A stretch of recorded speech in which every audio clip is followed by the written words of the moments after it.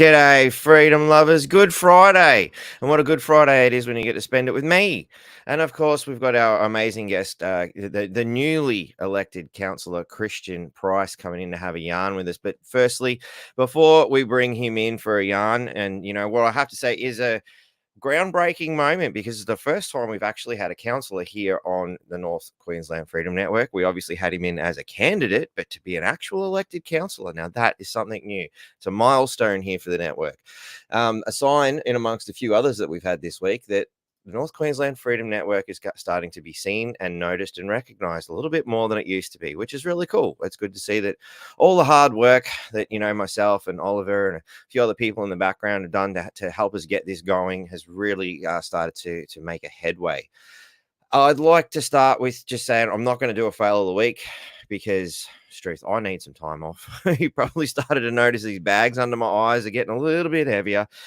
So I'm going to spend the next 3 days doing some music and some fishing and barbecuing and a few beers. That is my plan for the next few days.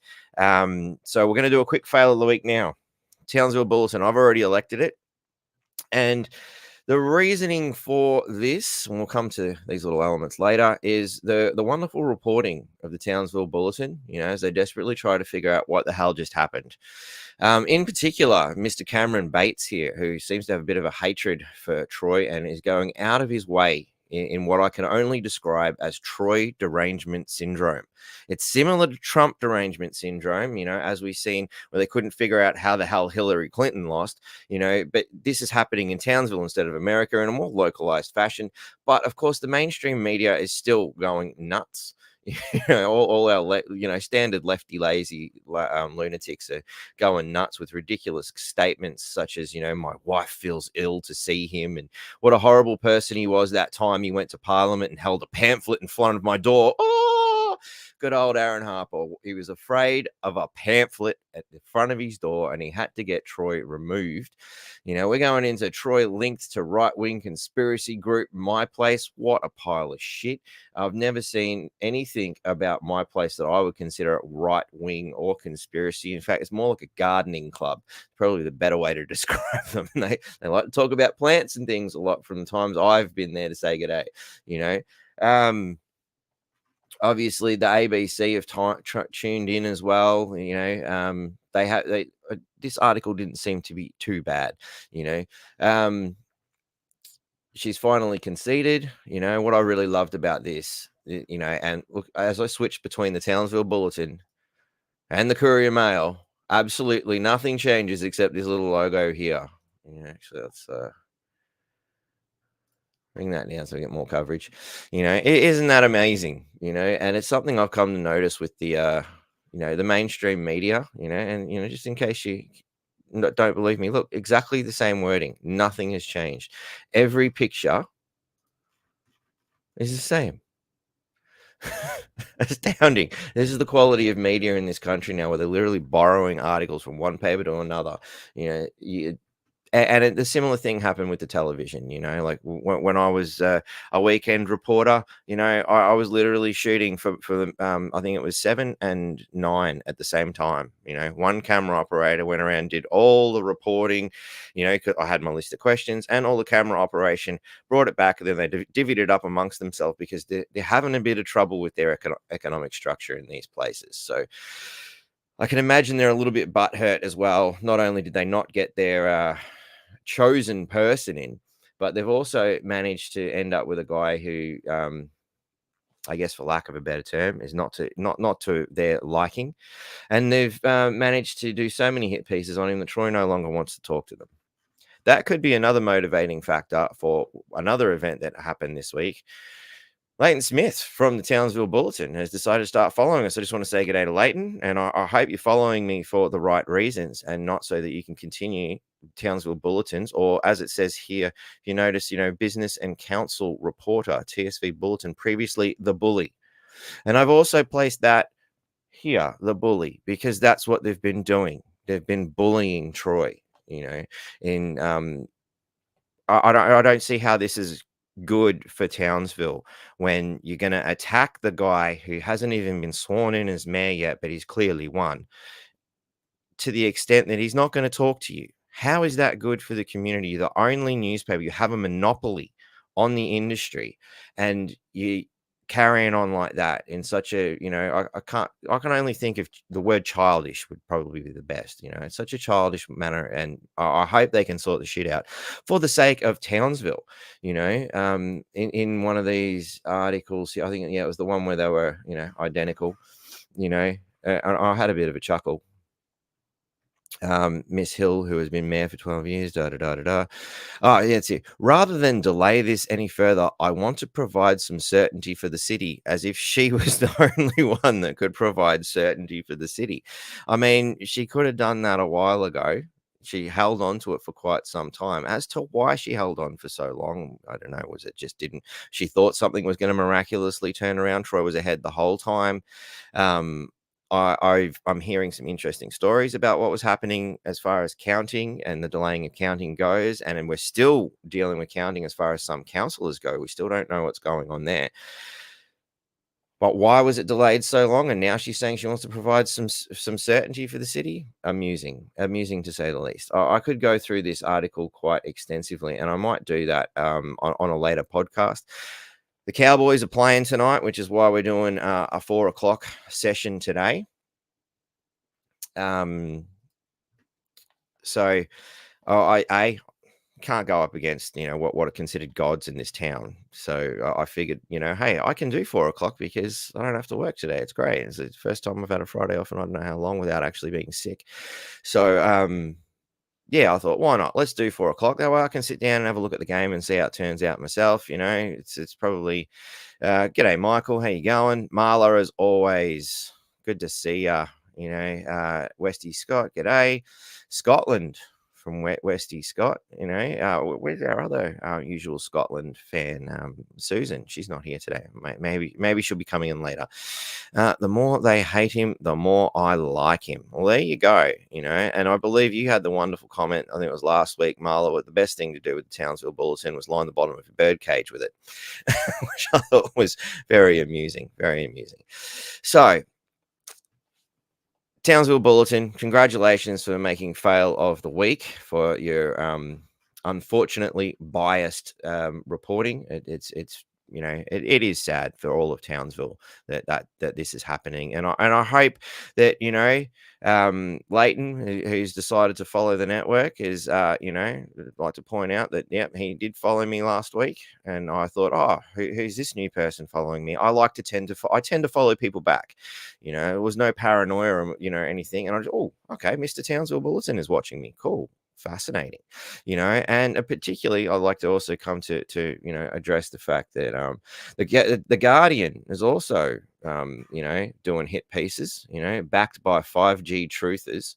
And this is an interesting conundrum in itself. 5G truthers, is that them saying, is the Guardian trying to tell me that 5G is actually dangerous? And when they talk about 5G being dangerous, they're telling the truth. Is that the statement they're trying to make? I'm not sure. Exiled from One Nation. That was an interesting way of wording it. Banned from Parliament for putting up shiny little pamphlet, like one of these little things. He literally held it against the man's door. That's all he did to get banned. So that says more about Aaron Harper, I think, than it does Troy Thompson. Now Troy Thompson looks set to be Townsville's mayor, and the only thing missing is a little cry face at the end of it. Controversy sounds political hopeful leading North Queensland City's mayoral race with support from conspiracy theory group. Spurting the same nasty stuff that we got from the Bullitne. But what's really fascinating as you go through this extensive hit piece is the bit down the bottom here, where it appears, they've been watching the channel. Here, Thompson has also been interviewed by the North Queensland Freedom Network. Thanks for the plug, guys. Really appreciate it. I hope that a lot of people are sort of going, I want to know more about that, rather than just believing what the Guardian has to say, and getting some education, coming over to the North Queensland Freedom Network and seeing what we have to say about a great many things. So welcome the new viewership from the Guardian and the Townsville Bullitne. It's very interesting. I appreciate the plug. That's the important thing. But what's interesting is out of a 2.5-hour conversation with Troy Thompson, the only thing that they thought was worthy of mentioning to the general public was about adding a small amount of fluoride to the water, and it had how it is considered safe and effective way to reduce dental decay. I don't know about you guys, but after the 4 years, when the mainstream media and the governments use the words safe and effective, I start to be a little bit concerned. But the important thing is the way they word it. Fluoride to the water is considered. It's not 100% a fact. It's not a here's the science. Of course, they do refer you to government websites, water fluoridization, and you've got to jump through quite a few hoops before you finally get somewhere of substance. And even then, I'm not going to bore you with it. What they considered their scientific paper of substance, I didn't really find that much of substance, and I've just deleted that article. That's all right. We can find it again.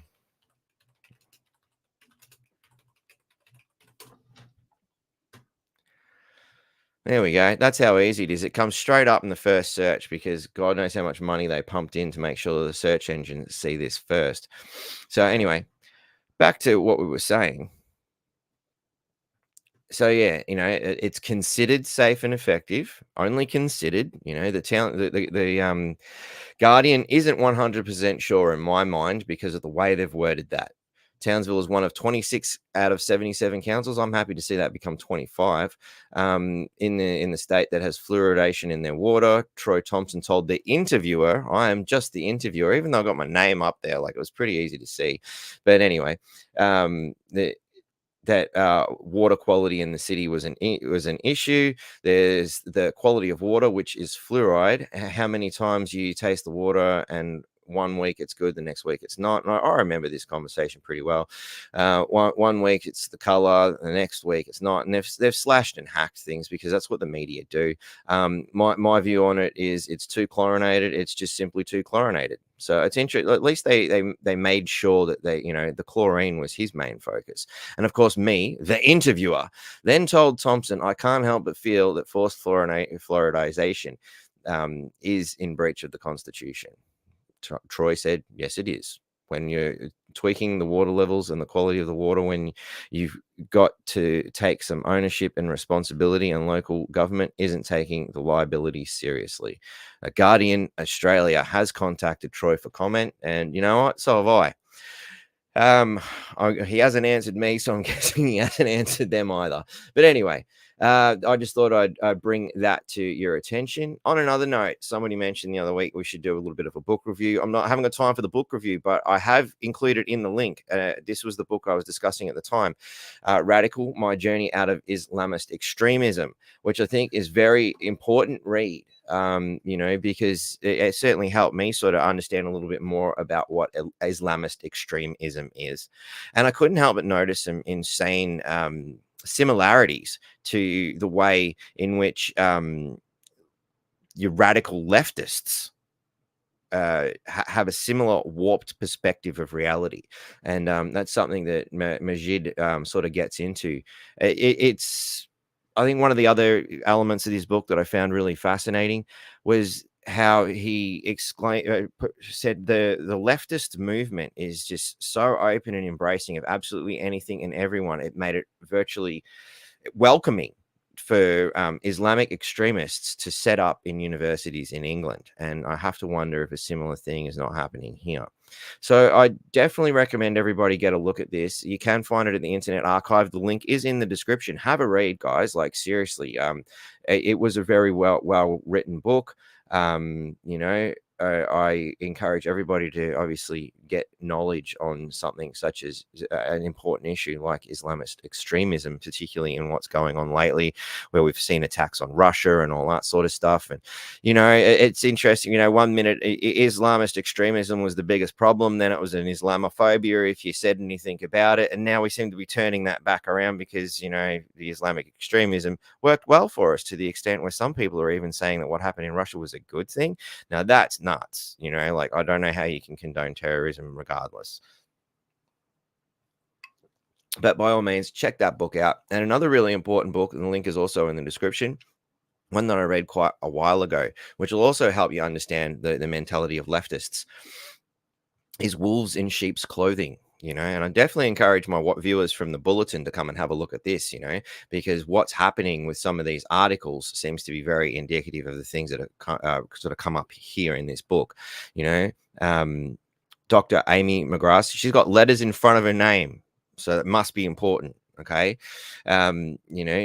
She all these other, lovely titles and whatnot. But what's important is the contents of the book. And I highly recommend you look at this, the Fabian Revolution, One World Government, the Harvest of Communism, Plot to Create a New World Order, Secrecy by Truth, Agenda 21, Fabian Treachery in Australia.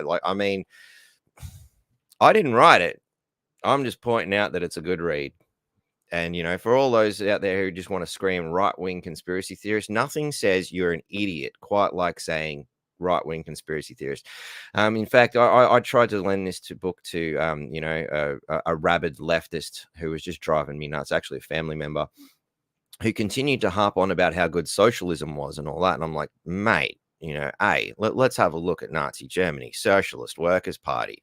Let's have a look at the Soviet Revolution, the Bolshevik Revolution in Russia. Again, Socialist Workers' Party. Are you starting to see a pattern forming? And when you go through this book, you start to see the same thing with the Socialist Workers' Party here in Australia, known as the Labor Party. Very important. But that family member, I think, looked at the book for maybe about 5 minutes and came back with, "That's a right-wing conspiracy theory." I'm like, oh my God, I'm dealing with a fucking moron. Get some information, seriously. Challenge your own ideas. Challenge your faith. I certainly did. There's not many things in my mind that I haven't had to challenge, because if you want to be right about something, you've got to know that you're right about it. And the only way to do that is to get information. And for those who are still not certain, maybe you just want a quick solution. Socialism in Australia here on Wikipedia, very easy to find. It also goes into, the notions of socialism in Australia have taken many different forms, including utopian nationalism in the style of Edward Bellamy. I think that's how you say that. The democratic socialist reformist electoral project of the early Australian Labor Party, and the revolutionary Marxism of parties such as the Communist Party of Australia, which, is another rather disturbing construct until itself. It's a very interesting read, and the more you look through, you can actually find a lot of connections with the Labor Party, Fabian socialists in general. There was one thing I read at one point where the Labor Party actually stopped promoting itself as a socialist party because socialism and communism had become so unpopular. And of course, as we move into the modern realm, and for some strange reasons, socialism and communism are actually becoming accepted values here in Australia, which is extremely disturbing considering how many wars have been fought against that stuff. And particularly here in Townsville, this is a military town. How the hell can you be supporting those sorts of things? Like, I can imagine quite a lot of people have, family members who have served in wars against these kind of constructs. And anybody with a history book will see that communism and socialism has never been a good idea. It just does not work. Not good. But anyway, enough of me about all of that. Actually, here's another one. ABC fact checkers are Labor's policies socialist, and I think it was here in the opening statement. This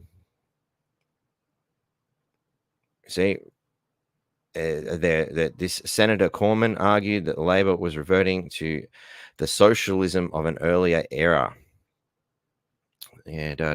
Clearly, Bill Shorten has made a judgment that enough people across Australia have forgotten about the historical failure of socialism. When pressed about his reference to socialism, I would characterize Labor's policies as socialist. Absolutely. So it's nothing new.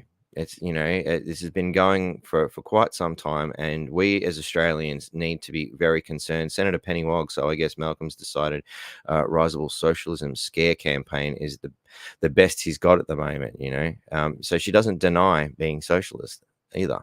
But I think socialism is definitely something to be worried about. Just go, like I said, go and have a look at how well it's worked in any other country. It's just not good. But anyway, all that aside, I think it's time to welcome for the first time on the Freedom Network here in North Queensland, Councilor Kristian Price. How you going, buddy?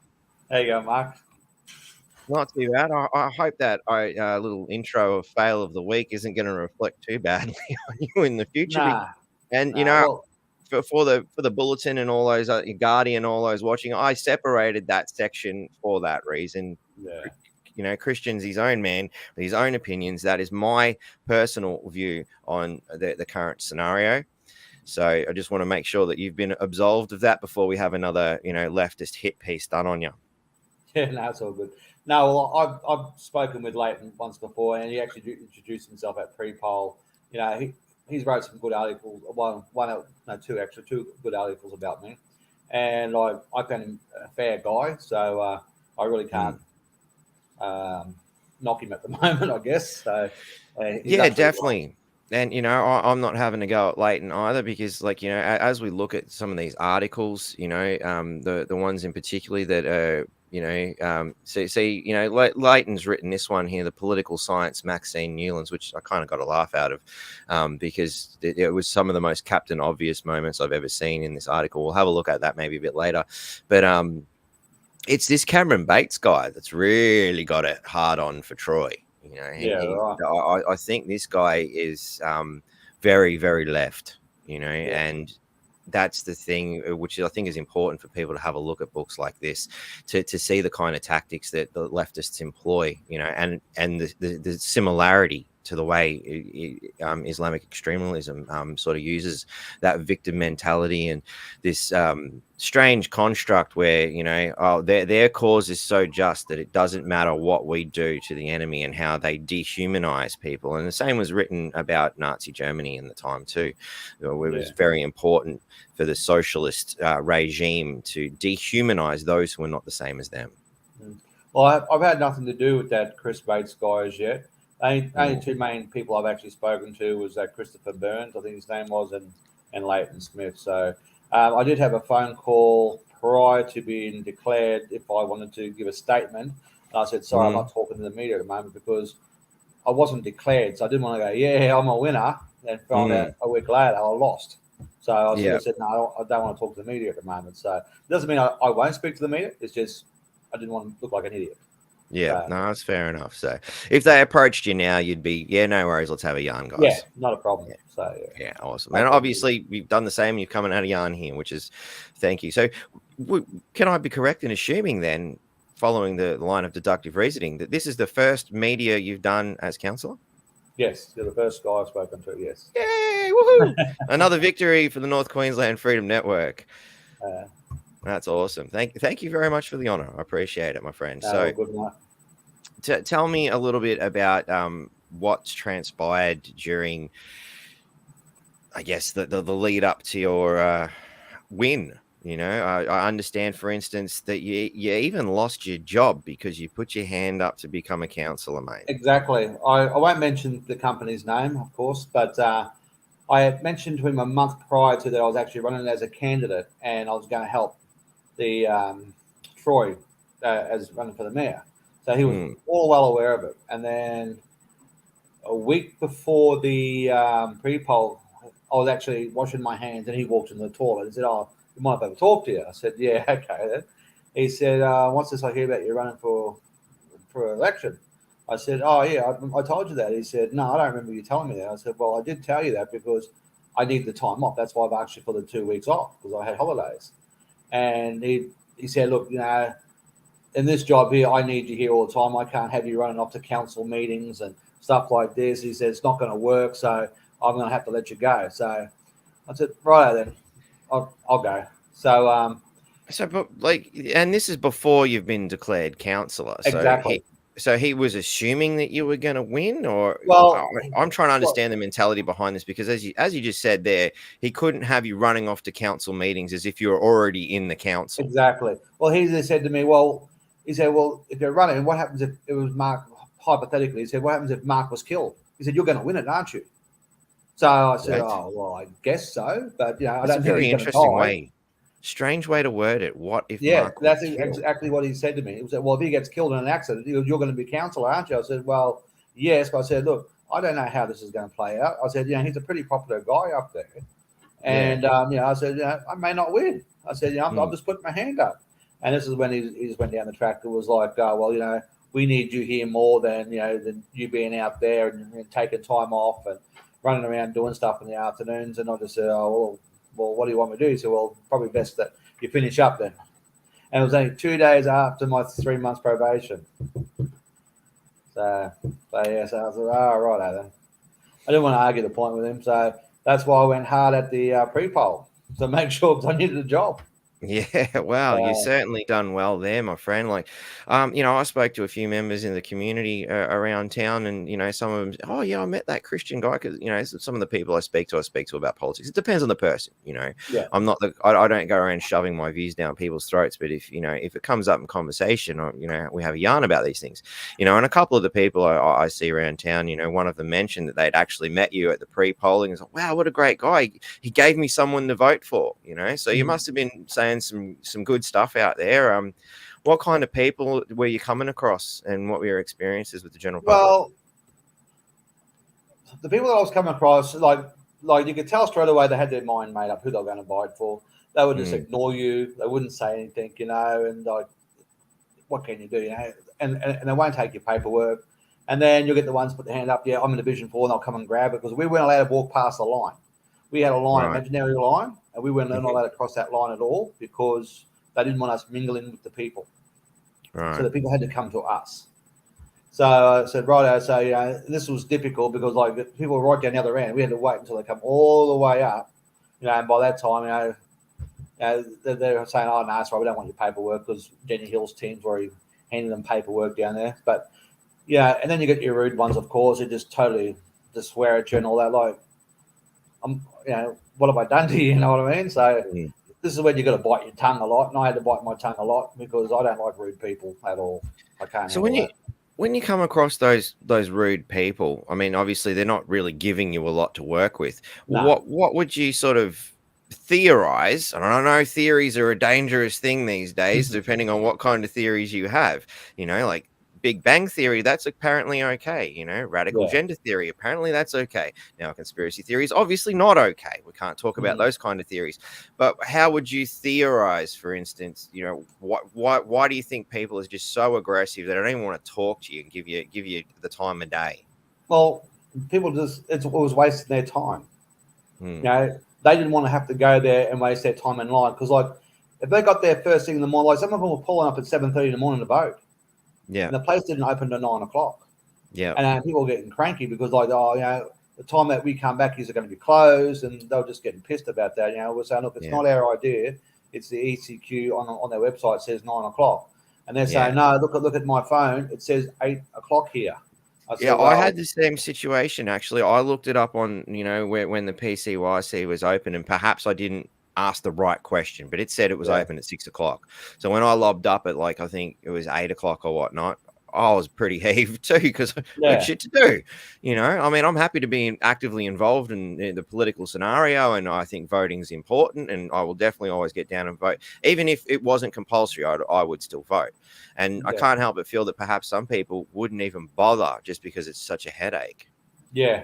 Well, in the 10 days that we were there, we had more people come through the pre-poll than the other two places. So we doubled what the other two areas were doing. So come election which area day, were you in?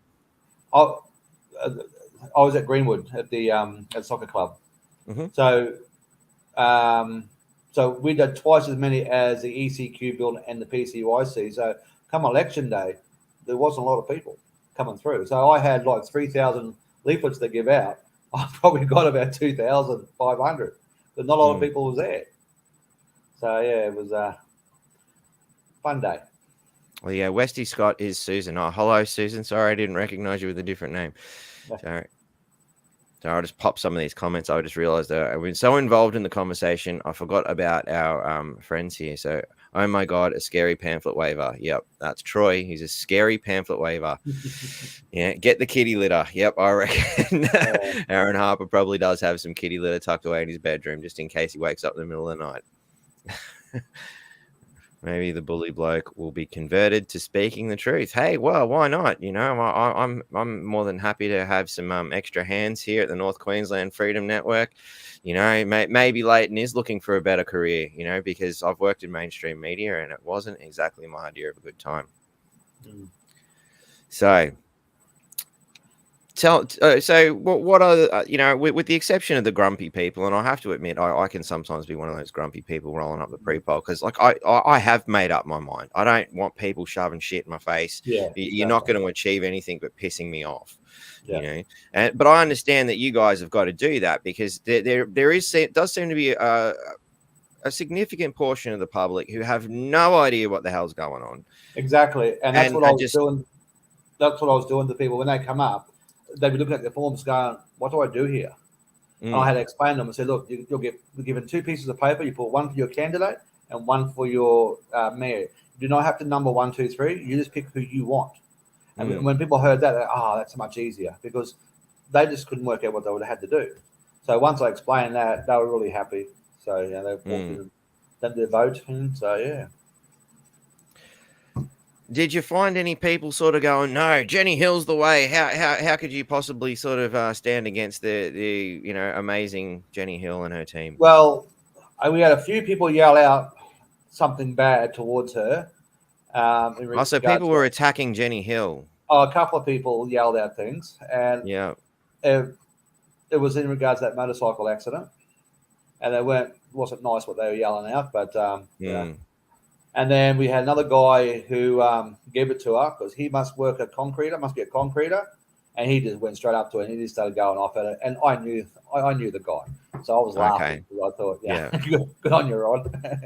Because he wanted to know what the crap was happening on Ring Road, what they were doing to the roads and shit like this. And he really went and gave it to us. So I thought, and then she kept moving her way up towards us, trying to stand. Like I've got a photograph of her practically standing not even 2 feet from me. Because she was trying to intimidate me and intimidate the people walking up so they wouldn't take my paperwork. Right. And I was saying to people, I said, don't be intimidated by her. I said, come and take the paperwork. I said, she's not my boss. Not yet anyway. People were smiling and chuckle because they knew exactly where I was coming from. And then when I started saying, I was putting out statements, but, it was the truth. And you could see straight away, it hurt her. She didn't want to be anywhere near me. So next couple of days, she kept moving down further and further. So I kept putting all my stuff there so we could keep her away from our area. Like they had a nice big tent around the other side, but they wanted to come and stand where we were all the time. And all they were doing is actually listening to what we were saying and trying to muscle in.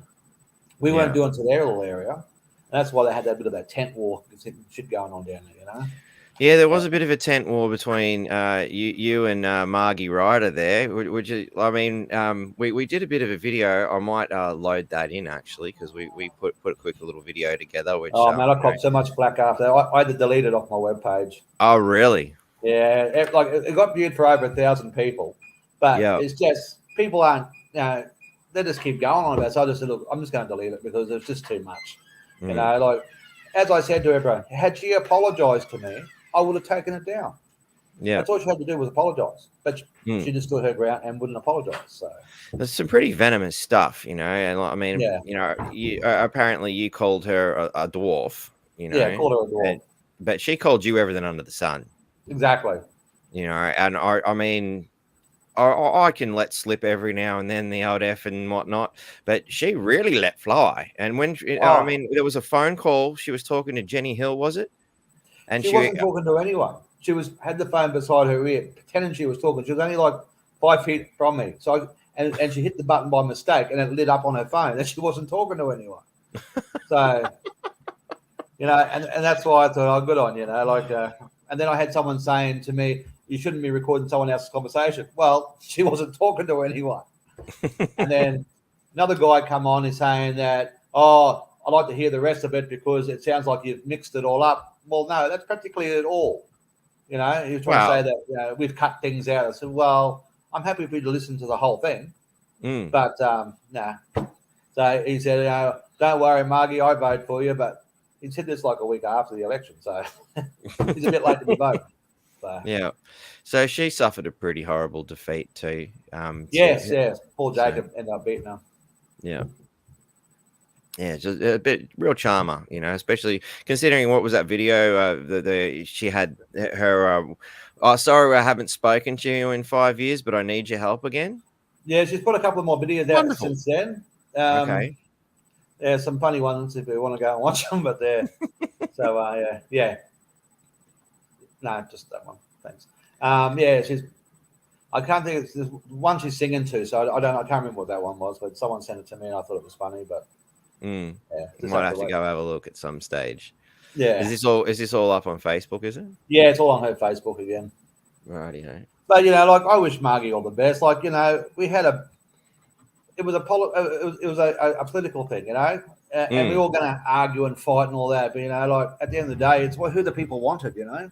Yeah. Right. If they wanted her, they would have voted her regardless of my video. You know what I mean? Which obviously some people did. Yeah. So, but at the end of the day, I understand there's going to be some bickering and a bit of a pissing contest going on, and obviously a bit of skirmish over territory and things like that. But I can't help but feel some of the way that particularly Team Jenny Hill people have behaved has been very. I had Kurt Rubin. He called me the day it was declared for me. And he called me out of the blue and he congratulated me, and I thought, oh, that was good. And I said, look, I'm really sorry about how it all went down. He said, mate, that's political stuff for you. He said, as long as we all work together and get along. I said, mate, of course we will. Because when I go in there, when I start, I want to work with everyone. I don't want to have this, your Team Hill or we're independent. I want to work as a team, but not as a Team Hill thing, as a individual doing their job. Yeah, a collection of people serving the community. Exactly. Yeah, that's what I want to do. So have you had many people sort of reach out to you since you've become councillor going, hey, I've got all these wonderful ideas? Not as yet, but I've had a lot of people trying to add me as a friend. Okay. I've had Les Tyrrell send me a friend request. Mm. I thought, isn't he Team Hill? I wasn't too sure what he was. Yeah. And then I've had Stephen Lane's father send me a message, and he added me as a friend. And just there's a whole heap of people added me as friends. But I'd rather them add it to my page, not to my personal one, because I've got friends on there that don't want to listen to political stuff. So yeah, you got to separate personal from business. If they want to join up, just join the council, the independent one. That would be so much easier, because that way I don't have to keep adding people as friends. They could just come on and just follow. Yeah, and they can send me messages that way. So, but otherwise it's all going pretty well. I finally went out and bought myself my first suit last week. Rightio. Because did you do what I do and went straight to the op shop? No, I went to Lowe's first, because I know they have cheap suits, but they didn't have what I wanted. So I ended up going to Connors and got myself a nice suit from Connors.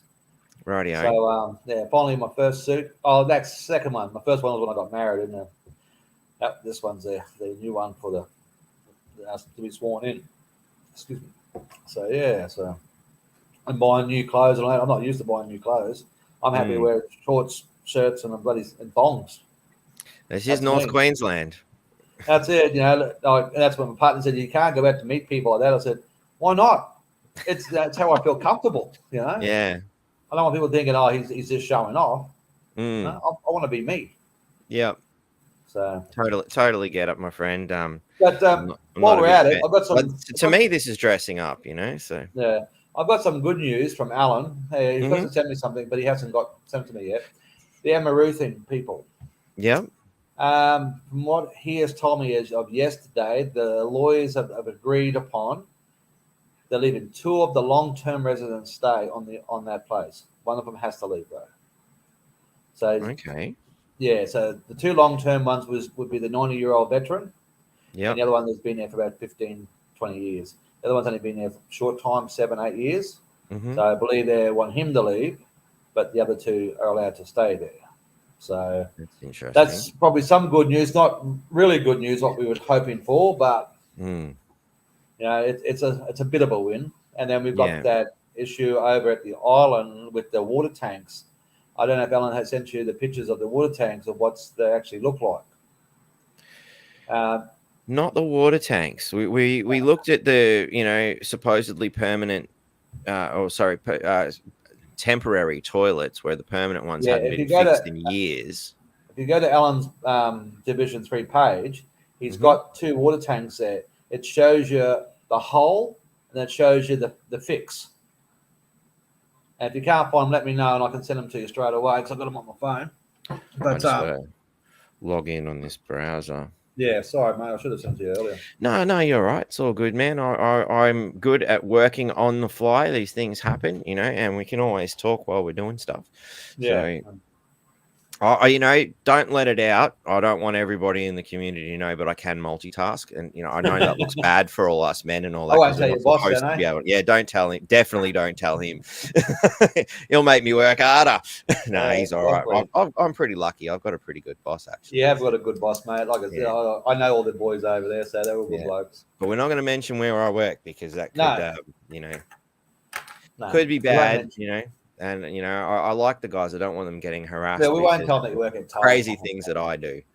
So,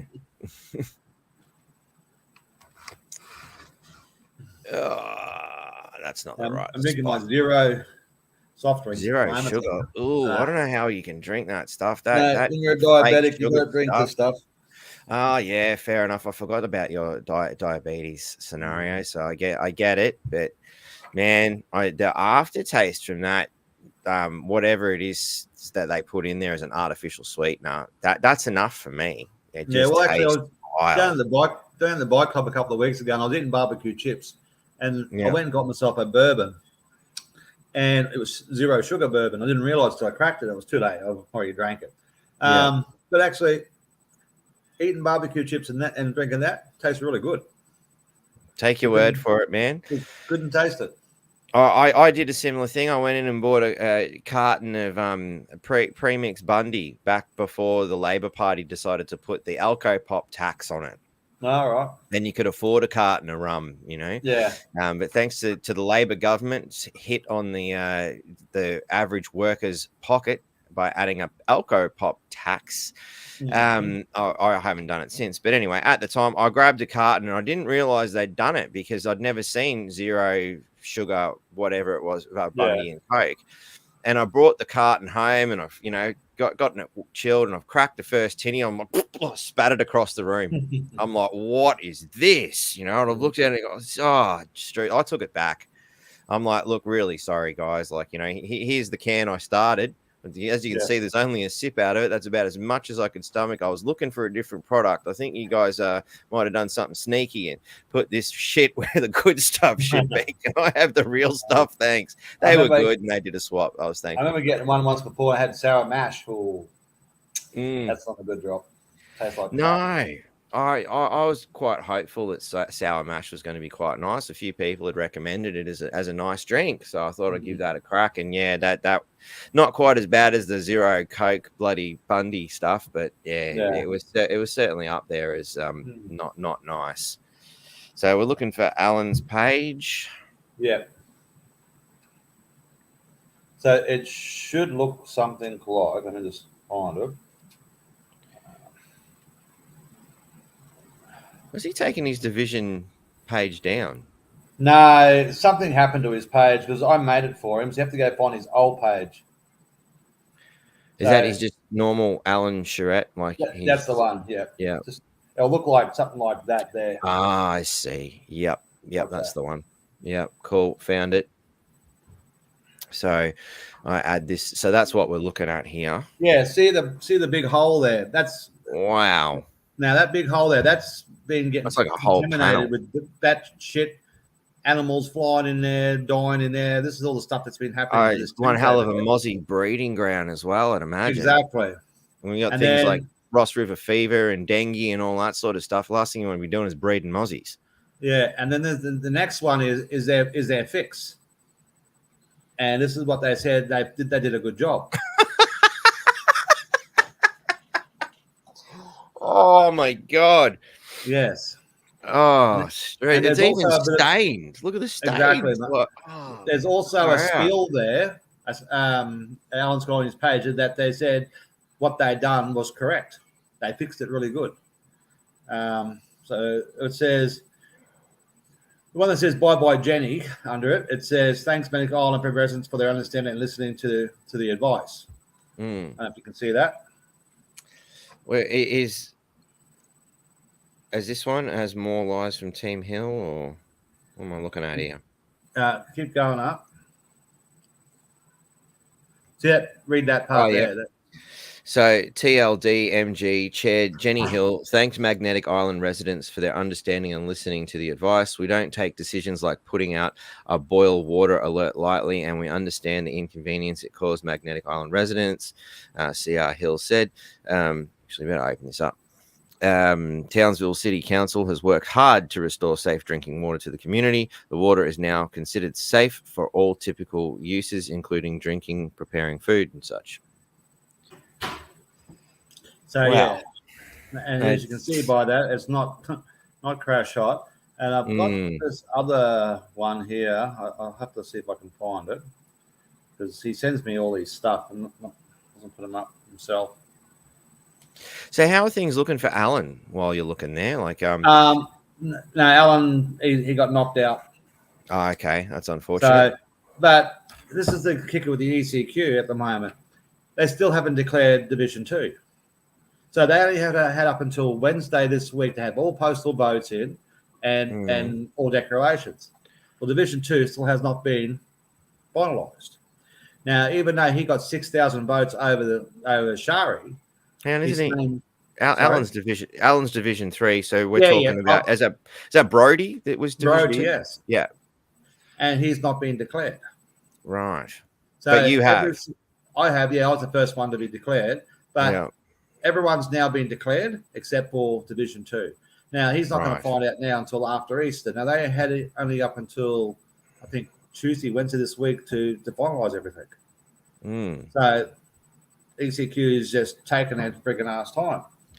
How would you describe ECQ's involvement in this and how they've handled this particular counting scenario? Because to me, even the general public, like you turn on the radio here and radio presenters are going, what's going on here? When are we going to have a mayor? How long is this going to take? Sort of thing, you know? It seems very out of sorts. To sum it up, it was a piss poor show as far as I'm concerned. They just took so long getting things done, you know. And here's the kicker about it all too. They had David, I think his name was. He went around to all the booths, went up to myself and all our volunteers, and he said, "You aren't allowed to use the toilets." I said, "What?" He said, "You're not allowed to use toilets, and your volunteers cannot use the toilets." I said, "But I have elderly people here." He said, "I don't care. I am a lawyer." This is what he said, and you'll listen to what I'm saying. So I said, "So what happens if I change my shirt, give them the paperwork, can I use toilet?" He goes, "I just told you, I'm the lawyer, and you'll do as I say." So none of our guys, this went around all of them, wasn't just our people, it was Jenny Hill's people as well, weren't allowed to use the toilets at all. And for any justifiable cause other than he was a lawyer? No justifiable cause at all, mate. He just said, we weren't allowed to use the toilet because things have happened before in the past. So I said, well, that's not me. I wasn't here in the past. So he said, no, we could not use the toilet. So what kind of things happened in the toilets in the past? Well, I don't know. But it's a human right to use a toilet. And me being a diabetic, I got to use the toilet a hell of a lot. Yeah. And I believe when they were over ECQ, they couldn't use the toilets over, even when they were counting, they couldn't use the toilets. I believe someone took a photo of Harry around the back having a leak. Yeah. You know, it was just so stupid. Like, ECQ staff can use the toilets, but we can't. You know, it was so wrong, mate. Didn't even cite legislation or any rule book of some sort. He just said, I'm a lawyer. That's what he kept saying. I am the lawyer. So I thought, well, I don't give a shit if you're a lawyer. It doesn't mean jack to me. Wow, the Bible has a lot to say about lawyers. So I believe there's a complaint being made because we had a lot of elderly people who were helping out, and they couldn't use the toilets. So it's not good, what they were doing to us. And with the counting, they was just taking so slow. Every day we get an email, we're not counting tomorrow, but your scrutineers can come. And so they just kept dragging it on. And the last day, So when they've they decided ran to out of metal not paper. count, sorry, They ran out of paper. They had to wait until they got paper brought from somewhere else to finish the counting off. so they didn't even come with the. It's like lobbing up to school without your pencil case and your books. To me, Yeah, practically, yeah. But this was on the last day. They ran out of paper or something, and they had to wait for paper to be delivered before they could finish their counting. And I just thought, this is getting beyond the joke, because all I was waiting for, because like I knew I was already won, but I was waiting for them to say I was declared, so that way I can go, yeah, I've won it. You know what I mean? And I was getting a bit anxious about it and started getting a little bit upset about it, because I'm thinking, why are they taking so long? And they, up until yesterday afternoon, when they declared Alan didn't win, they made Anne-Marie as the winner. And we're still waiting for all the preference votes to come in, and then all of a sudden, all the preferences come in later, and they showed you what their score was in the end. So yeah, it was just shit. I don't think, because I remember when I did it for Jenny Hill and Les Walker back 12 years ago or 10 years ago, I helped them out. So you were scrutineer? Sorry? You were a scrutineer, were you? Yeah, scrutineer. They did it that night. That's how quick it was, one night. So in your experience from that previous occasion where they smashed it out in a day to this where it's taken 2 weeks, can you see any noticeable differences in what they did and perhaps improvements that could be made? Well, I've always suggested they should be giving everyone a unique number and everyone just log on the computer. So that way if you're at work, they just log in with your unique number and hit your vote. I reckon that's the improvement they should be doing. So you're saying we should have a digital voting system? Yeah, I reckon that's how it should be, a digital voting system. How can we trust that, though? I mean, the digital voting system, particularly in America, is under a hell of a lot of pressure to prove that it hasn't been tampered with. In this particular day and age, the current government can't even protect our basic information. They can't protect themselves from cyber attacks. Cyber security is a constant issue and something that's brought from various different points of view. How can, especially after the whole Trump thing, whether, the Russiagate as he likes to call it. And, the other team was unable to prove any election interference or, collusion with Russia, but they certainly said it a lot. How do we know that, a country, say like China, for instance, who has a vested interest here in Australia and heavy ties with the Labor Party in particular. Well, there's how do we know they're not going to interfere? Any other way to do it? Like as Jenny Hill said the other day, there's still 30,000 people who haven't voted in the city. So that 30,000 people could have made a big change in this whole thing. Maybe Troy wouldn't have won. Maybe I wouldn't have won. It would have changed a lot of things. But 30,000 people decided they didn't want to vote. And it's actually a growing trend, as I've seen, because it wasn't just here. Just during the yes/no scenario with the Indigenous voice to Parliament, so over 10% of the population didn't vote. And it's been a steady decline of people just going, nah, we're not playing this game anymore. There seems to be a large here. What was it, 140,000 voters, 30,000 didn't vote. That's a big chunk of the population. That's probably more like 20%, just as a rough off the top of my head, if not more, of the population chose not to partake. To me, I'm wondering if perhaps a better system would be, if you don't want to vote, why are we forcing people to do it? Exactly. At the end of the day, I think it's important and people should vote, but forcing people to vote, I think, just leads to donkey votes, which leads to time wasting. Well, they had a lot of people do that. People just gone on there, walked up, got the name taken off the register and walked out the door. They left their paper. They didn't even take the paper off the lady. Yeah. They said, no, my name's off the list, and walk out the door. So, political protest. This is their right to get the right person into office. You know what I mean? So if they don't want to do that, then don't turn around later and say, oh, well, you guys shouldn't have been in there. Well, you didn't vote. Yeah, exactly. So I'm definitely inclined to agree with that scenario, but at the same time, look, personally, I think Australia is the only country in the world that forces people to vote and will fine you for not doing it. I think that's just utterly stupid. And from what I was told, what the fines were, I don't know how true it was, but someone was saying that fines were up to $150. Now, I don't know how true that was, but that's a lot of money to lose if you don't vote. Especially even with the $20 cost of living. is a lot of money to lose too, So, but 30,000 people are going to get fines, I guess. So, good luck. I mean, imagine if all 30,000 decided, you know what, I want my day in court. Townsville court's going to be chewed up for a long bloody time just over this. And it astounds me that a lot of people don't think of these things when it comes to, dealing with fines and whatnot. You just ask for your day in court and watch the system collapse. Exactly. But not that I'm encouraging that kind of behavior or whatnot, but honestly, I think we definitely need to have a look at the way elections are done. I'm not convinced of the digital realm, particularly. Another thing occurs to me straight away. I mean, I'm pretty good with tech. That's something I grew up doing, fixing computers and doing all that sort of stuff because nobody else knew. I still got to go around and help family members with their computers and stuff like that. I help a lot of people in the community as well when the computer's stuffed. I'm like tech support for a lot of people. I don't understand how it could be safe for a lot of users to be uploading personal information. That's one of my concerns with the digital ID, which people are mentioning in the comments quite a bit here. Digital ID bill is our biggest threat to democracy right now. But I mean, it all seems wonderful at the drop of a hat, but the first thing I think of is how can we be secure?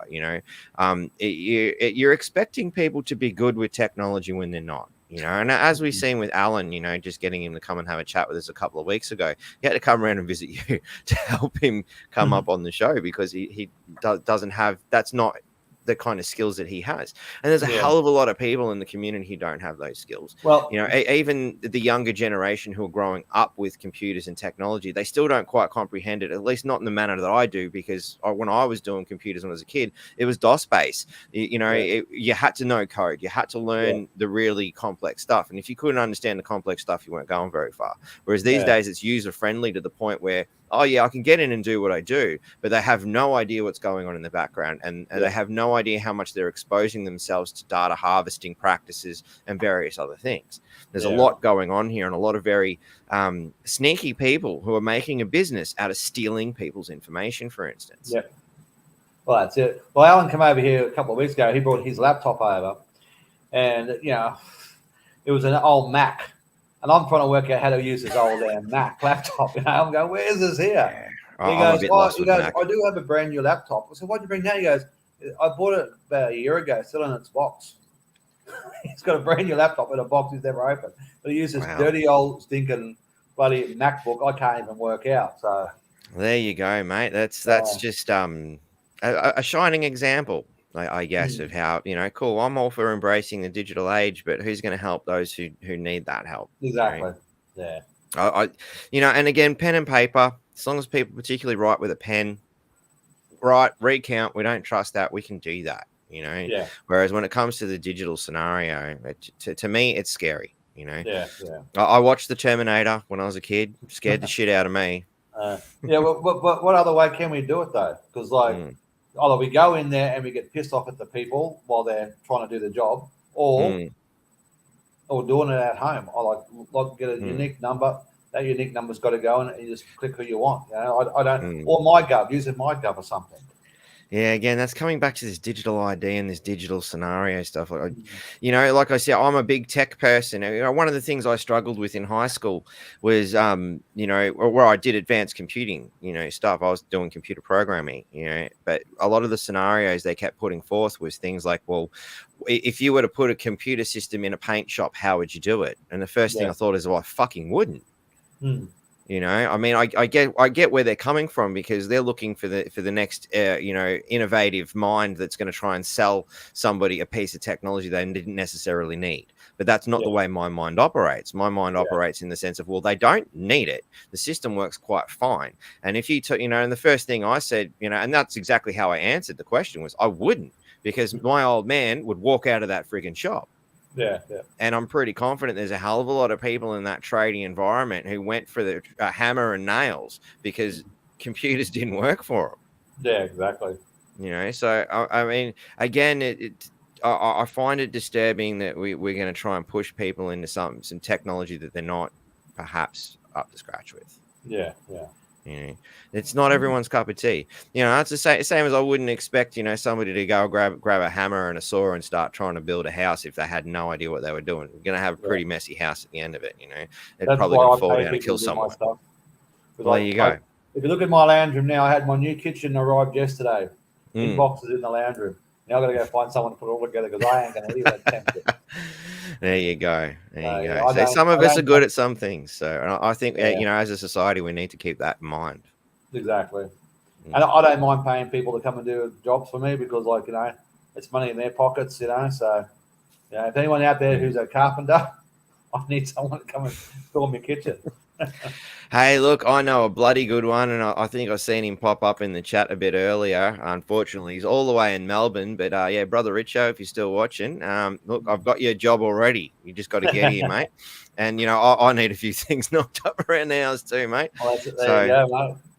I'll move to Townsville. Mate, I tell you what, I've seen his work. It is absolutely astounding. But it's another shining example of a person who, him and a few other people in Melbourne will have me build them a computer and mail it down to them. Yeah, right. Because they don't know what they're doing, But give them a hammer and nails, shit, man, they'll knock you up a house, And exactly. To me, that's believe it or not, I was like you growing up. I used to build computers and all that, program and everything when I was younger. Yeah. And then I got to people who wanted things done all the time. And I got to the point where I got sick of helping people because I'd go back 2 or 3 times and pick up the same mistake. They just wouldn't listen how to do something. So in the end, I said, no, I'm not touching computers no more. Now I don't help anyone's computer. I was just being used while they bring me up. How do I get this? So I've already told you 20 times how to do this. Yeah. But that doesn't sink in up here. A lot of people it won't sink into because they're not used to that sort of stuff. That's not how their mind works. Yeah. We're all unique individuals, and we can't expect everyone to be the same and do the same. One size does not fit all. Exactly. Yeah, but getting back to the election and all that, I had Kurt ring me up and he congratulated me and all that. And he said, I had Mark give me a call. I said, no, Mark hasn't gave me a call today. And I don't expect Mark to give me a call. That's Mark. As in Mark Mellicino? Yeah, he hasn't gave me a call. And I don't expect him to give me a call because, if it was me, I'd be pretty pissed off too, losing my job. Yeah. Well, you did lose your job. So, you just happened to get a new one 2 weeks later. Yeah, exactly. But, even though I had my gripe against Mark and all that, I don't hate the guy personally. I just had my gripe against him, and I held it as a grudge up until the election. So, but I wish him all the best, and I hope he does run for Senate or for state. I hope he does something like that because he's a smart guy. So and he's done all right for 8 years. So as in the council and as deputy mayor. So I do wish him all the best, and like I said, he ain't going to call me to say congratulations, but I'm a bigger man here. I'm happy to wish him good luck, So, good, nice man. And so we all got to turn around and start working with Aaron Harper and Les Walker and all that, and that's going to be fun because I don't get along with them 2 guys at all. I'm struggling to find people that do actually. Where was there was the article? Well, good old Aaron. There's a story about Les, and it's not. There's a story about Les. Before we go there, okay. You tell us your story about Les. Off you go. From what my partner was told, because she worked for the council at the time. Now, Les and I were pretty good mates back in the day. We worked together at Cleveland, all that, at the youth detention, all that. And from what she was told, Les was given an ultimatum: either stop being friends with me, or you'll lose your political career. And that's why Les chose his political career. Right. That's the reason why I just said, well, blow you, mate. I want nothing to do with you then, if that's the case. And I was going through a bit hard time at the time because I was just losing my business because of that new road getting put in front of my shop, and I was having a bit of a breakdown, you know what I mean? But not a mental health breakdown, just didn't know where I was going with stuff. Yeah, and very stressful scenario. he didn't bother to ring up and say, "Hey, mate, how's things going?" He just totally had nothing more to do with me after that. So I said, right, that's how you want to play games. That's how it's going to be. So he was told to stop being friends with you. Yes. By Jenny Hill. Jenny Hill. Yeah. Yes. And is there a reason for that? Because I was outspoken at one of their Labor meetings. Because Caroline O'Rourke was sitting there trying to say how good the crime has come down and how good that Project Bullitne was working. And I turned around and said, "I'm sorry, but you're full of shit." I said, "The crime hasn't come down at all." I said, because 2 nights ago, my brother... There's the evidence. Yeah. 2 nights prior to that thing, my brother was in his own home, asleep on the lounge, and someone tried breaking in. My brother fought back. My brother got stabbed 3 times. Wow. For fighting back, trying to save his family and his home. Right? Now, and then the Project Bullitne. I said the only reason it was not working, it was because you got white people telling Indigenous kids what to do. Yeah. It's not going to work. Can you tell us a little bit about that project? Sorry, because I think I've got a rough idea on it, but there's probably a lot of people who have no idea. Yeah, what it was, they were sending kids out to the cattle stations and all sort of stuff, or farms around the area, and they were being looked after by the farm owners and all that, and being taught, horsemanship and all that sort of stuff on the farms and all that sort of stuff. Yep. To try and get them out of that cycle of crime.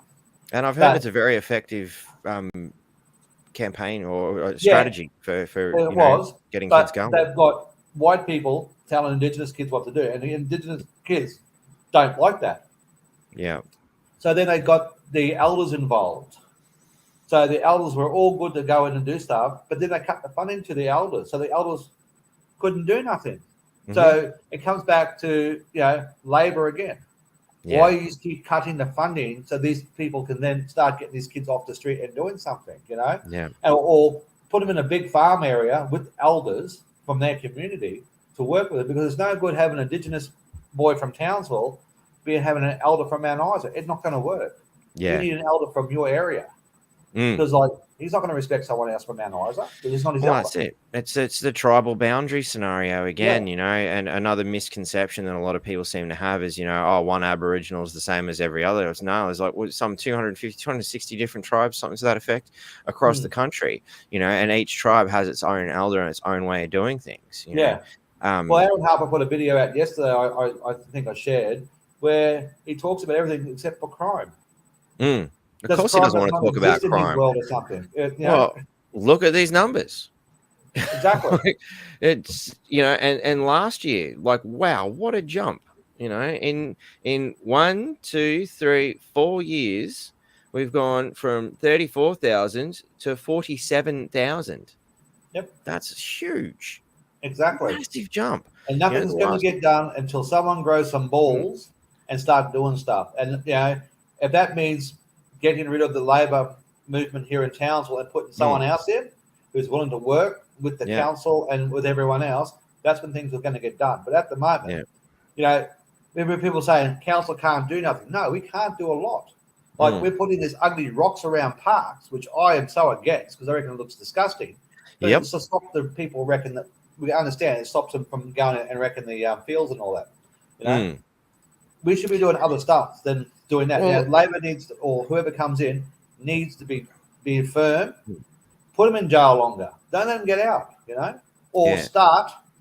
Give them a 3 warning strike. That's it. You and your family leave Townsville. Not allowed back. Yeah, but then where do they go? And it's just a repeat scenario. It's going to happen somewhere else. It's just like, oh well, there's something wrong with the Catholic priest. Quick, grab him and move him to another area. That's not solving the problem. No, but I'm just thinking by if they did something like that, these kids aren't hanging around the same crowds, and maybe they'll meet other people who hopefully change the way they are. But it's catch-22, really. Yeah. Marla's put forth what might be considered as a conspiracy theory is because they don't want the kids off the street because the crime serves the smart city agenda. Now, I remember I actually pitched this in a previous interview with Senator Malcolm Roberts, probably 6-7 months ago. Anybody's welcome to go back and have a look at that. And I fundamentally suggested the same thing. I'm like, when you see statistics like this, you're like, does Labor want crime? because they seem to be going out of their way to make sure it goes up. Like that's some pretty damning figures in the last few years, I mean, it's been on a kind of steady rise, and you could possibly say population rise, crime rise, all those sorts of things, with a steady sort of up and a down. But in the last few years, even during lockdown, it went up. Like, what? Like, this is madness. Like, this is a huge friggin' jump in criminal activity in this town. So of course I asked him, do they want it? And for that reason, is it to justify putting up more cameras in our town so they can spy on everyone? Are they using the criminal element to do that? He basically said, no, actually, they really are just that incompetent, and they really are just that spineless. That those were Senator Malcolm Roberts' words in regards to the Labor Party. So, not my words. Don't shoot me for it. Well, come October, I'm sure people of Townsville will make another decision. And I'm pretty sure they'll all be looking at getting new resumes. I hope so, because I'm astounded they voted for him last time, to be honest. Well, we had that COVID thing coming, and not a lot of people went out and voted. So, but this time, Jenny Hill can't use the COVID thing because everyone went out and voted this time. Well, not everyone, but 30,000 of them. Wow, yeah. And they made their decision. Yeah. So, and like we as a new council, we've got to go in there now with fresh ideas and get back to basics and start again and try and get the city up and going again. Because, like, you drive into Townsville from air and you see that, this is welcome to Townsville. I don't know, you remember that? That's all the information place. That looks like a shithole. Yep. If I was a tourist, I'd just keep going past this place. We need to bring people. I think a lot of people do. A lot of people do. The tourism here in Townsville isn't huge. Personally, as a resident, I'm kind of happy about that. I've been to Cairns and I've seen the tourism over there, and it's just people wall to wall everywhere. It's a bit much for me. I left, big city because I was sick of that kind of shit. But I get it for business and tourism and all that. It's a good thing. So on that note, what do you think we could do to try and attract people as tourists to this town? Given that, the first time I heard of Townsville was that it was a rough nut military town. That was what I first heard about Townsville, and that's obviously going back a few years. Things, I believe, as I understand, have changed. They've moved the bikies on with the bikie laws and things like that, and the clubs and the pubs seem to be a little bit nicer from what I'm hearing. I don't go out to those places very often, so I don't know a great deal. But what do you think we can do? Well, what we need to start doing is bringing, beautiful, making Townsville more beautiful. I can't think of the word that, get it to where the place where people want to come and see the place, more infrastructure around, probably someone talks about like a water park somewhere again, like we used to have that. We've got that water park on the Strand, which is pretty cool. Yeah. And aren't they building one at Riverway as well? I'm not sure. I don't know. I wouldn't have a clue. Okay. But, like they're talking about like, I was talking to a couple of the day, and they said that the guys from the casinos bought this land in front of them, and they're actually going to put like a water well there. Okay. So that's what they've been told. So now we need more attractions in Townsville to bring a lot more people up as well. And, more concerts would be good too. Like, I understand back in the day we had Guns N' Roses here in Townsville. Mate, I was actually going to go to that concert. I was actually going to go to it. But they didn't sing the songs that I wanted. They wanted to sing all the new stuff. So I said, nah, I'm not going to that. But I would like to see Robbie Williams here. That's who I'd like to see here. I nearly spat me drink. You don't like Robbie Williams? Not my cup of tea, buddy. I'm definitely more for the Guns N' Roses, the Metallica. And actually, when they first got the stadium going, I was working with the Lamestream, and I think they I can't remember who I think it was Elton John, or I don't know, some artist that I'm like, I really don't care about. And I said to the Townsville Enterprise, so when are you going to get some hard rock here? I see a lot of people with hard rock and heavy metal t-shirts rolling around this town. I'll turn up to that, but I'm not turning up to this. I can tell you that right now. So when are you going to, cater to other audiences? And they kind of look down their nose as if the suggestion of, hard rock and heavy metal or an alternative form of music was somehow offensive to the people, those particular people at Townsville. I'd like to see Metallica come. I'd love to see Metallica come.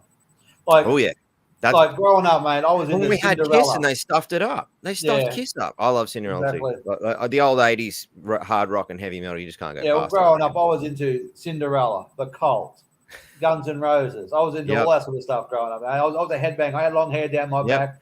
We'd all be at nightclubs, hanging bag and Still that. got mine. Ready to go. Just need me gig. But maybe we can have a maybe if we get another band up here, we could have Bogan Nation as the front act, eh? Be the supporting act. I'll have to Yeah. import some people from Melbourne if they're still able to play this stuff. It's been a while. I don't Well, know if my throat can handle it. I went to the Robinson Brothers last night, and they played all the old '60s music. That was actually really good. I had a really good time there last night. You get me down for old classic '60s stuff before you get some of this modern pop. Well, I just bought tickets to go see Creedence today. Oh yeah, love the old Creedence, man. Yeah, so I'm going to go see them in I think December. I bought the tickets today. Nice. So but I like to see Townsville thrive. Getting more stuff up here. To attract more people. I mean, it's probably not everyone's cup of tea, but I think I'm more partial to country than I am pop these days, and this is a country town. As soon as you go out to any of the other regional towns around Townsville, it's all country music. So why aren't we bringing some country artists that are doing quite well? That's obviously going to bring at least the immediate tourism in, I think we had Keith Urban in here a couple of years ago because I lived at the back of it when he played here at the old stadium here. Keith Urban. He played there. I listened from my back veranda, so it was pretty good. But I'm not too sure on who the country artists are. So, but I've always been a Robbie Williams fan. I'd like to see him come here. I reckon that'd be a good night out. So Well, I'm sure there's others out there that probably agree. I'm not one of them. I can tell you that much. John here reckons, why can't we suggest 2 years national service for repeat offenders? I reckon that's a good idea too. I reckon all kids. Army numbers are down. This is a military town. It seems like a bloody good strategy for Townsville to me. Yeah, well, straight out of high school, from grade 10 to grade 12, you leave school, you go do 2 years national service or whatever it is, and get a trade behind you, then go back out to the real world. I've always suggested a military-style boot camp like they have in America. Okay. So 6 o'clock in the morning, they got people in their room screaming at them. Get up, get ready, shit, shower and shave. By 6:30, breakfast, out on parade, but in the middle of nowhere. So that way they can't escape. Yeah. And they're just constantly on their ball all day, and give them 6 months. If they can do it after 6 months, then just how they go, like a 12-month sentence. They give them 6 months out there. If they do all right in 6 months, well, then let them go. But if they don't, they stay the whole 12 months. Yeah. Yeah. Turn them into real men. Yeah. Sounds like not a bad idea, and I'm not sure what your sway and powers as councillor are to sort of get that sort of thing in motion. But I look forward to see what you can do. Yeah, well, hoping the guys with the big dollars out there might like the idea. Maybe they all swing into something. Yeah, definitely. I'm pretty confident you might have something, as far as the Catter Party guys, because it's, they're talking about, send them out bush sort of thing, but giving them purpose, maybe, a variety of programs, maybe military service, or a cadet style program is good for some, and, maybe farming scenario is better for others, because as we were stating earlier, we're not all cut from the same cloth, and not all hammers are going to work for each person. We need a variety of options. So it's what will work for this individual. I think one of the biggest problems we have in society is there's too much one size fits all, particularly in the socialist indoctrination systems, as I like to call them, but schools is probably what everybody else knows them as. But because I've spoken to teachers who when I've said, well, my son doesn't learn in this way. He's like me. He needs a little bit more of a hands-on sort of a scenario. And I've spoken to other early learning teachers and alleged experts and whatnot who've stated that boys in particular will learn better with a hands-on outside in the environment sort of a scenario. We currently have an education system that's got them locked in a room, sitting down, copy and paste, writing shit, just mindless, repetitious stuff that just suck your brain out rather than actually work with what they know currently works, particularly for young boys. And I understand the criminal element is generally young boys. And I can't help but feel that it's a massive rebellion against the system that has not accounted for them and the way they do things. Yeah. Well, here's something else that was put to me the other day. I like the idea, and I think I might even try and run with it. Now, growing up all my life, I played sport. I played rugby league and I played rugby union for Townsville. Now, I was thinking about it the other day, and a lot of these young kids who are out causing crime and all that, they can't afford to play for clubs because it's like $180 just to join a club. Yeah. So if we had some way of getting them into a club, paying for their fees and their boots and their clothing, and have like a cowboy mentor come down, talk to these boys and try and, say, look, this is your chance to become somebody. You might one day may come play for us, to give them a purpose. But they explain to them now your offending has to stop, and try and engage them in that way. It's worth a shot, and I hope it was like when I started playing rugby union here in Townsville, my coach was a cop. Now he picked me up for speeding, and he said to me, "If you come down and play with my team, I won't book you." I went, "Oh, righto," because I had no money. So I went down and I joined up his team. Everyone in his team were criminals. Every single guy that had done something wrong. He took us from a bunch of no-hopers to a grand final. That's how well, and they never re-offended again. So then that to me, we don't have a police system that operates in that manner anymore. This is by the book. We're following the law. There will be, people have, recently, called up because of a speeding fine. They copped 2 in the same day at the same place. The fundamental principle of a speeding fine, at least as far as they tell us, is that, you get caught, you learn your lesson, and you don't do it again. But you cop 2 speeding fines in the same day. You haven't been given that opportunity to learn your lesson because it doesn't come in the mail for 4 weeks. People have called up and said, "Hey, look, I didn't get that opportunity." In the basic, what was supposed to be a fair system. And they're like, "We don't care. We're zero tolerance at the moment." Yeah. So how's that helping? Compared to what you've just described, which to me is a far better attitude. We're actually helping people rather than just milking them dry, particularly in a scenario here where the cost of living is going through the roof. A speeding fine could be the difference between whether you have your house or not this week. Yeah.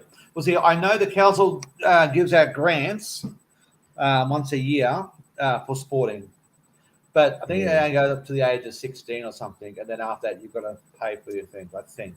But why don't we have it up to the age of 18? Because by that time, they're adults now. They're working. They can get in some type of money in, and they may pay for the next year they want to play. So I believe we should be giving them a shot at something like that, and having somebody come down, like from the Cowboys, to even train them. Because how good it would be to have someone from the Cowboys training you. Yeah. And saying, you guys could be here. A couple of years' time. Just put the hard work in, and it may happen, it may not, but it's nothing ventured, nothing gained, So people are going to ask me, how are we going to stop the crime? Well, we're going to start somewhere. So why not give this a shot first? And if it doesn't work, then look at something else. I think it's a really good idea, man, and I hope that you're able to get that going. Have you had a chance to sort of peruse, say, the local government act and things like that, and get a bit of a feel for what you can and can't do yet? No, my partner's actually downloading it for me. It's like 300 something pages or something like that. So welcome to government, my friend.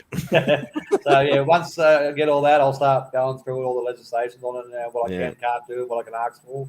But I just want people to understand. At the end of the day, in the upper Ross, like, I'm only new. Give me a chance. So I'm not going to go in there and have all the answers for everyone. Yeah. It's going to take me some time. So I don't want people going, but you're going to do this. No, that's why I've made no promises, because you make a promise and you break it. Look what happens. Yeah. Well, you see what happens when they went about Troy about the rate freeze. That's why I've decided not to make any promises. Like what I wrote on my leaflets, like containing parks and that's the stuff that I want to do. Yeah. So I want to work for the people. That's what because if you look at Jenny Hill's thing, it said working for us. Yeah, it was working for them. They weren't working for the community. Yeah, exactly. That's why I tell her I work for you, no one else. Yeah, and that's the way it should be. That's what I made sure they all heard me say. I work for you.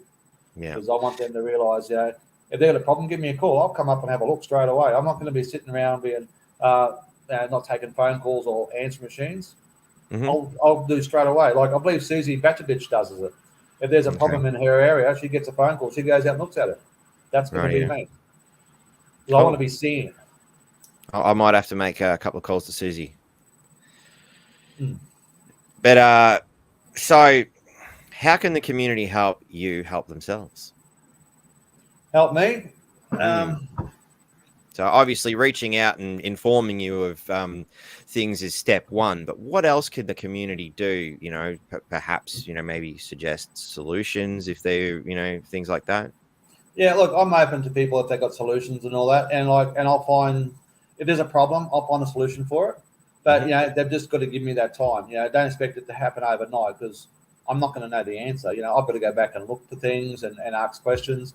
You know, so I just want people to just be kind and just take a step back while I learn all my stuff. Because like when Mark Melcello come in, because he was mentored by Les Walker, so yeah, he had that mentoring prior to becoming there, so he knew what he was in for. I've got no one doing that. I'm going in as blind Freddy in this. So I just want people to understand to just let me just take a backward step and let me find my feet, you know. And then I'll work with everyone. So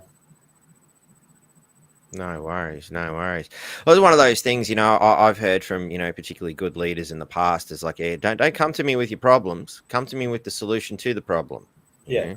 Particularly if, you know, it's something that directly affects you in your world, you're probably one of the best people to have the answer. And I'm saying this out to the general community right now.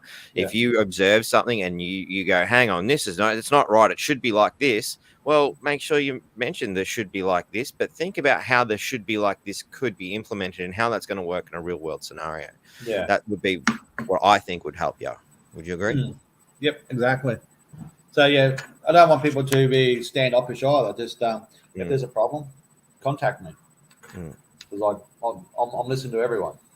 Nice. So there's a couple of people here who want to see Lorna Shaw turn up, and I tell you what, when you listen to Lorna Shaw, it sounds like a pop girl. Like when I was first confronted with Lorna Shaw, I thought, oh yeah, cool. I'm going to be listening to some 80s pop queen or something. No, I never heard of her. Full. It's not a her. Oh, it's a full blown death metal band. Oh, okay. But you know, Zach wasn't the only one. Apparently, you didn't say the pronoun. Jamal, yeah.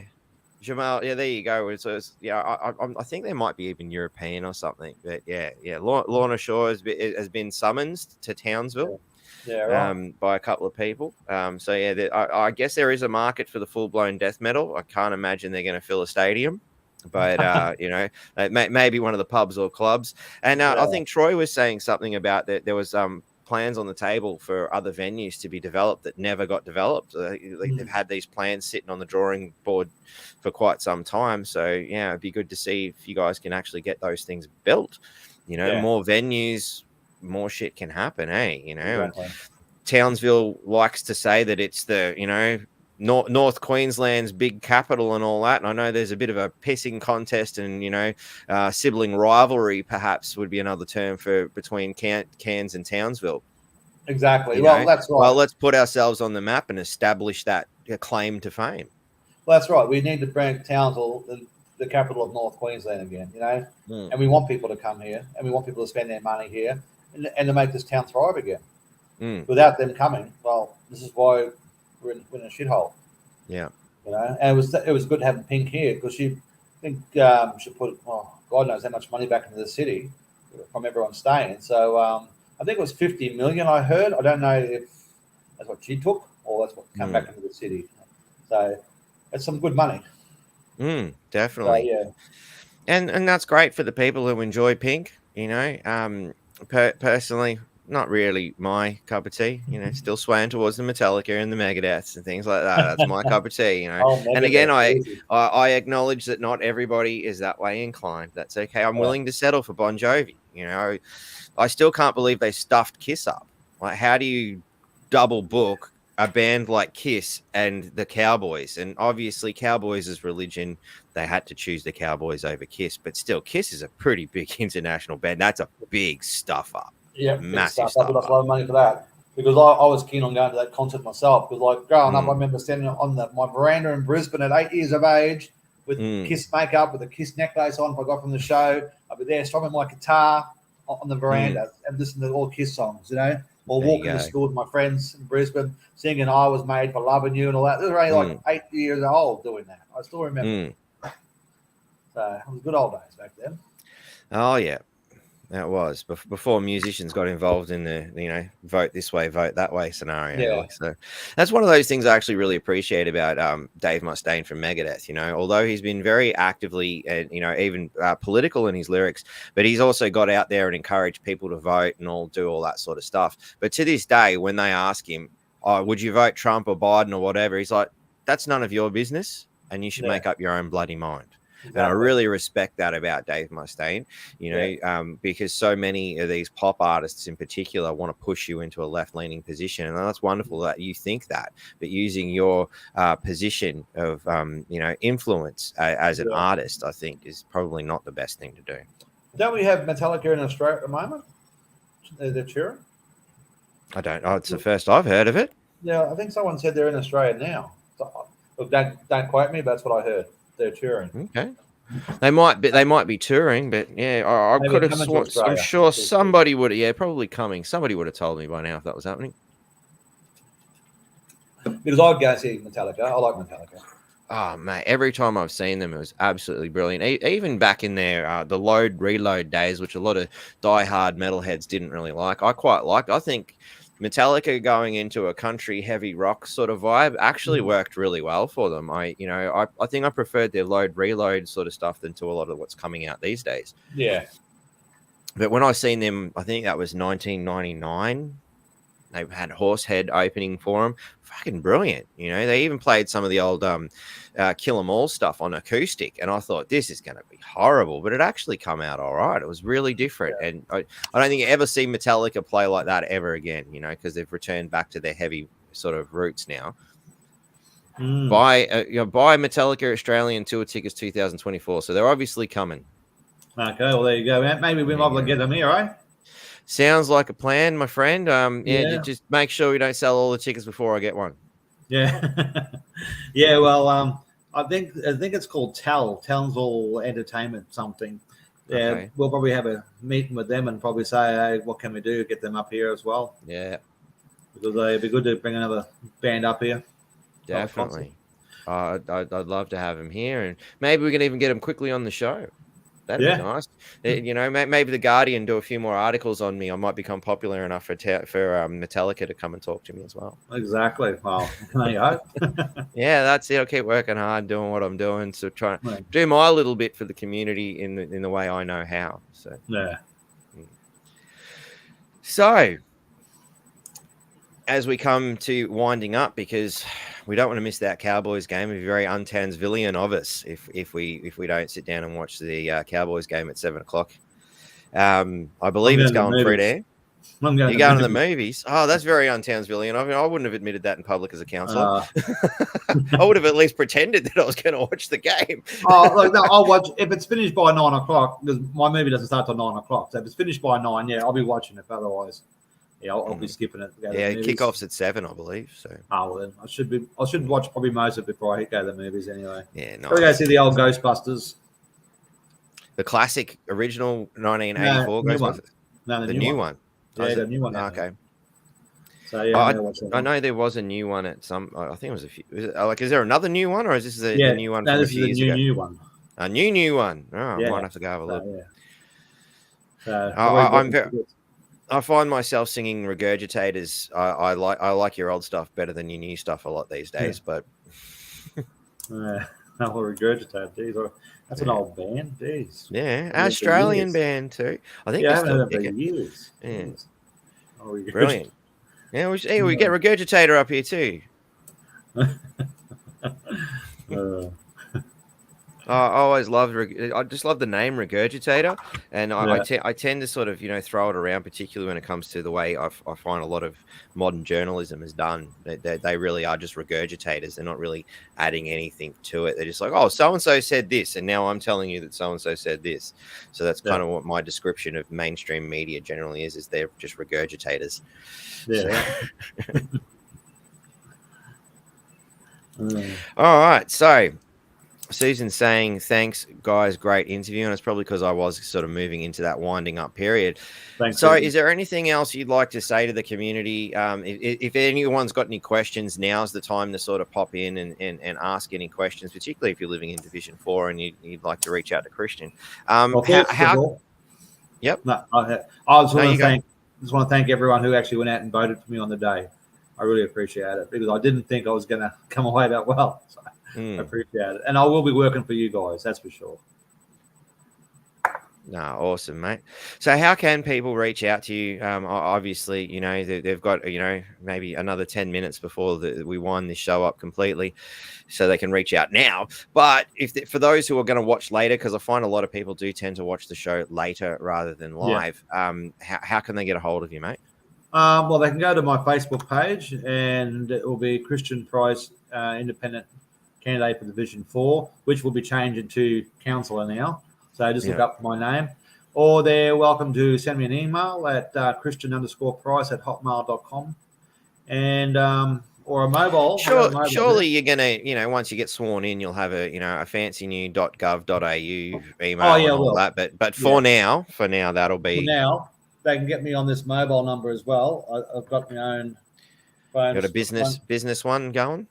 Yeah, I've got this one just for mainly what I'm doing here because I've got my private one for my family and all that. So they can get me on 0494 069 012. Just repeat that for us, please, mate. 0494 069 069 012. 012. That's one of my other mobiles there. Like I have my own personal mobile, which is that's just for my family and that. But that's my one I'll be using for council. But they'll probably give me a new phone and a new number anyway, so it probably will change. But for the moment, they can use that number to contact me on. Yeah, awesome. So yeah. I'm sure it'll look nice and professional with a whole list of, well, this is what the community's already engaged me with. Let's get onto this shit ASAP. I just want to let you know one thing too. My name is spelled K-R, not K-I-R. Did I get it wrong again? Yeah, you did. Sorry, man. I saw it. Man spelling have just never worked. It's K-R, not K-I-R. They should have taught me to spell outside, not in a closed classroom. I might have actually got it right. But yeah, all right. I will go back and fix all that stuff. Oh, yeah, I can see. Yep. Yeah, dum da dum dum da. I'm from Kirstian to something else, Christine. Oh, God. Oh, sorry, dude. Pronoun soon. Yeah, quite. Well, there you go. We've got to check these things. Sorry, mate. I'll fix it. I'll go. No, it's all good. I just laughed. And I thought, oh well, my second time now. I don't think I've ever gotten it right. I've fucked it up every time. So it's all good. These things happen, my friend. These things happen. So we're not seeing a great deal of comments here. Zach says Regurgitator have a new single. So there you go. They're still going. Well, there you go. I'll have to look them up later. I haven't heard that band since God, I was about 18. Yeah. Well, that was like they were quite big in that sort of late 90s period there with the album Unit. That was quite big for Polyester Girl and all that sort of stuff. Polyester Girl, yes. Yeah. I remember that song. It was a good song, that old Polyester Girl. Must have cost a fortune to make that 3D animation back in the day too. Well, you remember that band called Sneaky Sound System? No, I don't know that one.